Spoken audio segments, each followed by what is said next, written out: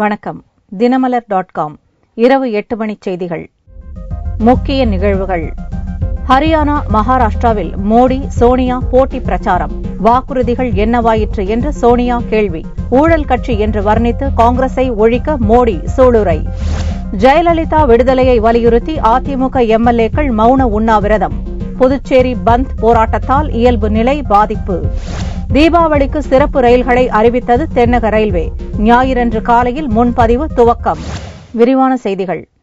ஹரியானா, மகாராஷ்டிராவில் தேர்தல் பிரச்சாரத்தை துவங்கியுள்ள பிரதமர் நரேந்திர மோடி இரு மாநிலங்களிலும் பாரதிய ஜனதாவை முழு மெஜாரிட்டியுடன் ஆட்சியில் அமர்த்த மக்களுக்கு வேண்டுகோள் விடுத்தார். ஹரியானா மற்றும் மகாராஷ்டிர சட்டசபை தேர்தல்கள் அக்டோபர் 15ஆம் தேதி நடக்கவுள்ள நிலையில் இரு மாநிலங்களிலும் சனிக்கிழமையன்று பிரதமர் மோடி பிரச்சாரத்தை துவங்கினார். ஹரியானாவில் நடந்த பொதுக்கூட்டத்தில் பேசிய அவர், முதல்வர் பூபீந்தர் சிங் ஹூடா தலைமையிலான காங்கிரஸ் ஆட்சியில் விவசாய நிலங்கள் குண்டர்களால் அபகரிக்கப்பட்டு ரியல் எஸ்டேட் அதிபர்களுக்கு விற்கப்படுவதாக குற்றம் சாட்டினார். ஹரியானாவில் 10 ஆண்டு ஆட்சியில் வேலையில்லா திண்டாட்டத்தை அதிகரித்த காங்கிரஸை மாநிலத்தை விட்டே ஒழிக்க வேண்டும் என்றும் அவர் கூறினார். ஆசிரியர் நியமன ஊழலில் 10 ஆண்டு சிறை தண்டனை பெற்று தற்போது பரோலில் இருக்கும் முன்னாள் முதல்வரும் இந்திய தேசிய லோக்தள் கட்சித் தலைவருமான ஓம் பிரகாஷ் சௌதாலாவையும் மோடி கடுமையாக சாடினார். சௌதாலாவுக்கு ஓட்டளித்தால் தங்கள் பிரச்சினைகளை சொல்ல மக்கள் திஹார் சிறைக்குத்தான் செல்ல வேண்டும் என்றார் மோடி. ஹரியானாவை மோசமான நிலைக்கு தள்ளிய முதல்வர் பூபீந்தர் சிங் ஹூடா மற்றும் முன்னாள் முதல்வர் சௌதாலாவுக்கு தேர்தலில் மக்கள் பாடம் புகட்ட வேண்டும் என்று மோடி அழைப்பு விடுத்தார்.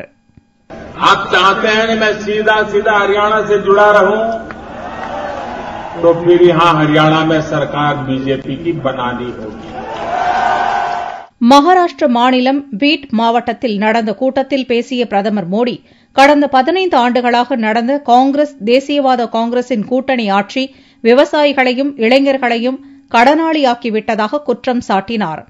காங்கிரஸ் தேசியவாத காங்கிரஸ் கட்சிகளின் நோக்கம் மக்களுக்கு சேவை செய்வதல்ல என்றும் ஊழல் செய்வதுதான் அவர்களது ஒரே நோக்கம் என்றும் மோடி சாடினார். पूरी की पीढ़ी को तबाह कर दिया उन्होंने, पूरी की पूरी पीढ़ी को तबाह कर दिया इन लोगों ने. उनको लगता था कि मुख्यमंत्री बदलते रहेंगे तो गाड़ी चलती रहेगी, मुख्यमंत्री भी बदलते रहे और हुआ क्या, मुख्यमंत्री बनने के एक के बाद अनेकों के सपने तो पूरे हुए, लेकिन महाराष्ट्र के सामान्य मानवी का एक सपना भी पूरा नहीं हुआ.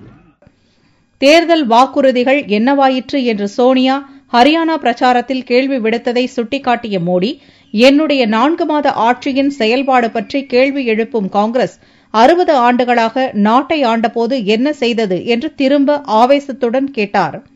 சொன்னபடி 60 மாதங்களில் நாட்டின் பிரச்சினைகளை தீர்ப்பேன் என்று உறுதியளித்த பிரதமர் மோடி, குஜராத்தை விட மகாராஷ்டிரா வளர்ச்சியடைய பாரதிய ஜனதாவை முழு மெஜாரிட்டியுடன் வெற்றி பெறச் செய்யுங்கள் என்று வேண்டுகோள் விடுத்தார்.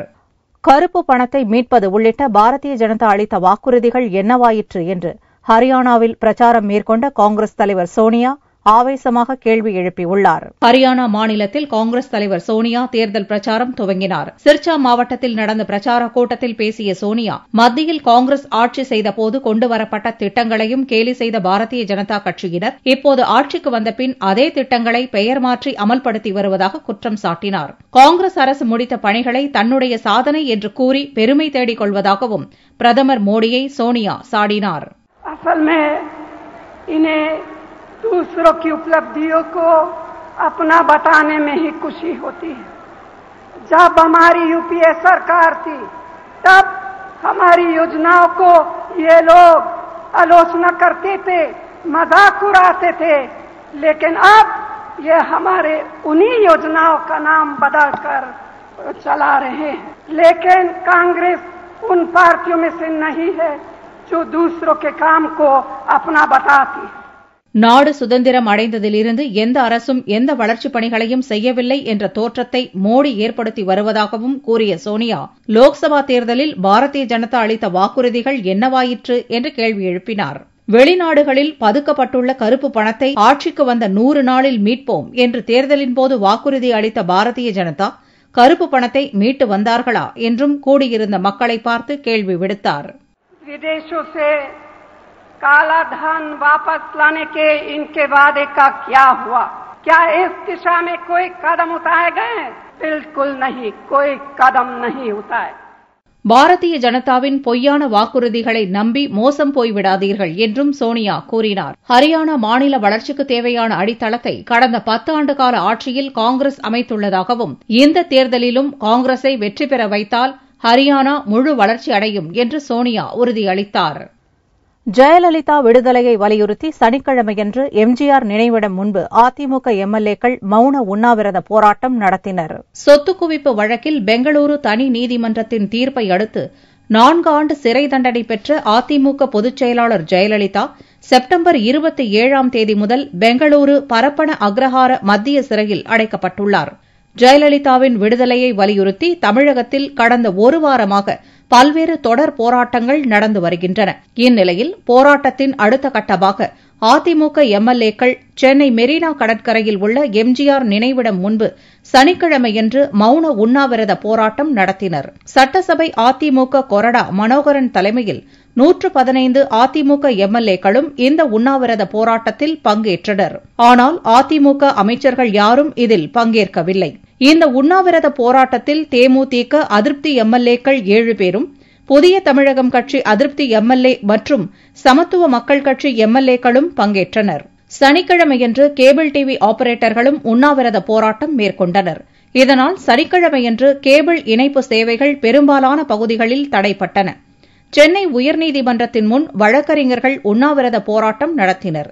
தமிழகம் முழுவதும் போராட்டங்கள் நடந்து வரும் நிலையில் ஜெயலலிதா, சசிகலா, இளவரசி மற்றும் சுதாகரன் தரப்பில் தாக்கல் செய்யப்பட்டுள்ள அப்பீல் மனுக்களும் ஜாமீன் மனுக்களும் வரும் செவ்வாயன்று பெங்களூரு உயர்நீதிமன்றத்தில் விசாரணைக்கு எடுத்துக் கொள்ளப்பட உள்ளன. ஜெயலலிதா விடுதலையை வலியுறுத்தி புதுச்சேரியில் அதிமுகவினர் நடத்திய முழு அடைப்பு போராட்டத்தால் பொதுமக்களின் இயல்பு வாழ்க்கை பாதிக்கப்பட்டது. சொத்து வழக்கில் ஜெயலலிதா சிறையில் அடைக்கப்பட்டிருப்பதை அடுத்து அவரை விடுதலை செய்ய வலியுறுத்தி சனிக்கிழமையன்று புதுச்சேரி மற்றும் காரைக்காலில் அதிமுக சார்பில் முழு அடைப்பு போராட்டம் நடைபெற்றது. இந்த போராட்டத்தால் அரசு மற்றும் தனியார் பேருந்துகள் இயக்கப்படவில்லை. வணிக நிறுவனங்கள் அனைத்தும் மூடப்பட்டன. முக்கிய வீதிகள் வெறிச்சோடி காணப்பட்டன. முழு அடைப்பால் பொதுமக்களின் இயல்பு வாழ்க்கை பெரிதும் பாதிக்கப்பட்டது. இதனிடையே அதிமுக மாநில செயலாளர் புருஷோத்தமன் தலைமையில் அண்ணா சாலையில் மறியலில் ஈடுபட முயன்ற 200க்கும் மேற்பட்டோரை போலீசார் கைது செய்தனர்.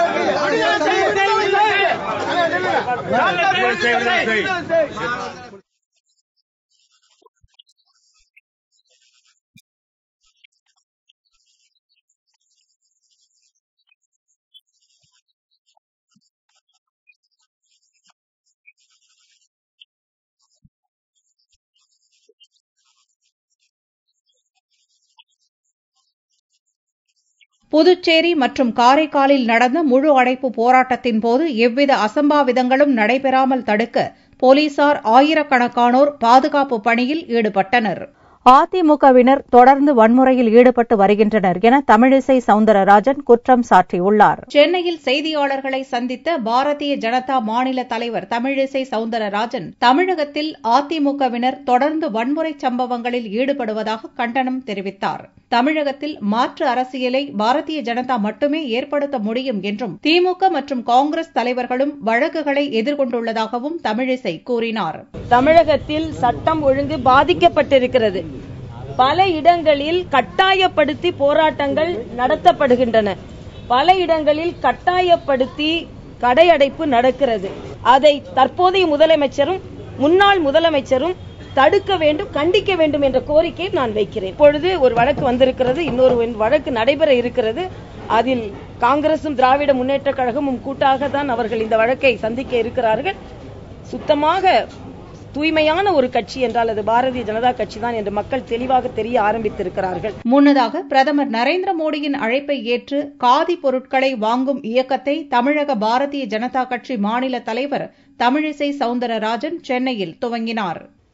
தீபாவளியை முன்னிட்டு பயணிகளின் நலனை கருத்தில் கொண்டு சிறப்பு ரயில்களை தென்னக ரயில்வே அறிவித்துள்ளது. தீபாவளி பண்டிகை இவ்வாண்டு அக்டோபர் 22ஆம் தேதி புதன்கிழமையன்று கொண்டாடப்படுகிறது. தீபாவளிக்கு சொந்த ஊர்களுக்கு செல்ல விரும்பும் பயணிகள் வசதிக்காக சிறப்பு ரயில்களை தென்னக ரயில்வே அறிவித்துள்ளது. சனிக்கிழமையன்று தென்னக ரயில்வே வெளியிட்ட அறிக்கையில் சிறப்பு ரயில்கள் குறித்த விவரங்கள் அறிவிக்கப்பட்டுள்ளன. சென்னையிலிருந்து நெல்லை, ஈரோடு, கோவை, நாகர்கோவிலுக்கு சிறப்பு ரயில்கள் அறிவிக்கப்பட்டுள்ளன. அக்டோபர் 21ஆம் தேதி மாலை 6:10 மணிக்கு நெல்லையிலிருந்து சென்னைக்கு சிறப்பு ரயில் இயக்கப்படுகிறது. இதேபோல் 27ஆம் தேதி சென்னை எழும்பூர் ரயில் நிலையத்தில் இருந்து நெல்லைக்கு சிறப்பு ரயில் இயக்கப்படுகிறது. நாகர்கோவிலிருந்து சென்னைக்கு அக்டோபர் 20ஆம் தேதியும், சென்னையிலிருந்து நாகர்கோவிலுக்கு அக்டோபர் 24ஆம் தேதியும் சிறப்பு ரயில்கள் இயக்கப்படுகின்றன. மேலும் ஈரோட்டிலிருந்து சென்னைக்கு அக்டோபர் 20ஆம் தேதி பகல் நேர சிறப்பு ரயிலும், கோவையிலிருந்து அக்டோபர் 21ஆம் தேதி பகல் நேர சிறப்பு ரயிலும் இயக்கப்படும் என அறிவித்துள்ள தென்னக ரயில்வே, இவற்றுக்கான முன்பதிவு வரும் அக்டோபர் 5ஆம் தேதி ஞாயிற்றுக்கிழமை காலை துவங்கும் எனவும் தெரிவித்துள்ளது.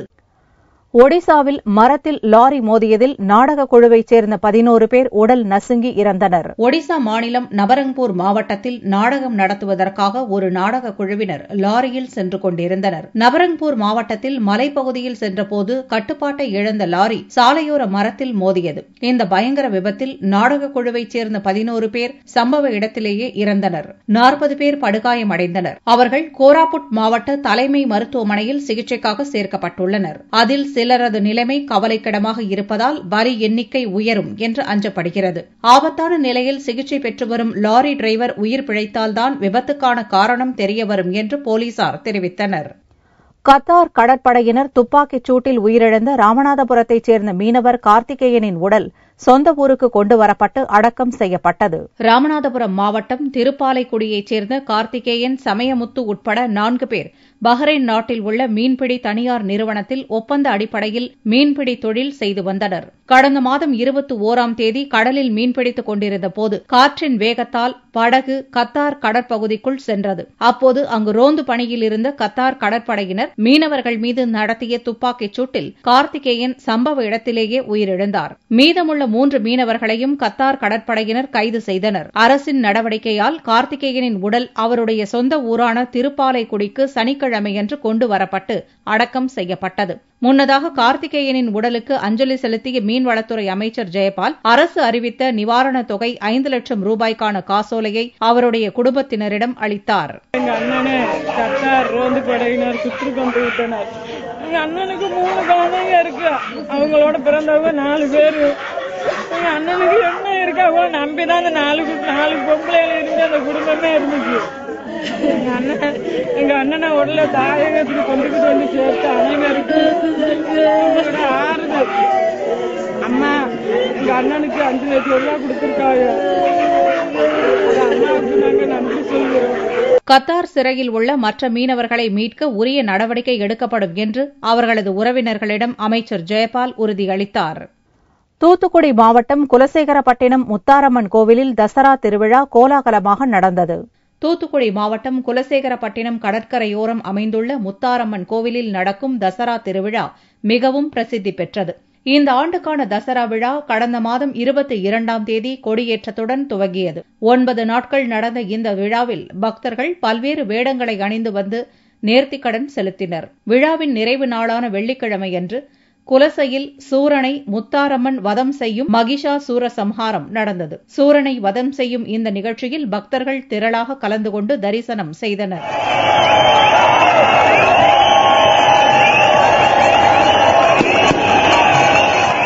இதேபோல நெல்லை மாவட்டம் பாளையங்கோட்டையில் தசரா விழாவை முன்னிட்டு 12 பெண் தெய்வங்களின் சப்பர பவனி நடந்தது. நவராத்திரி திருவிழாங்கிறது ரொம்ப விசேஷமா அந்த 10 நாள் நடக்கக்கூடியது.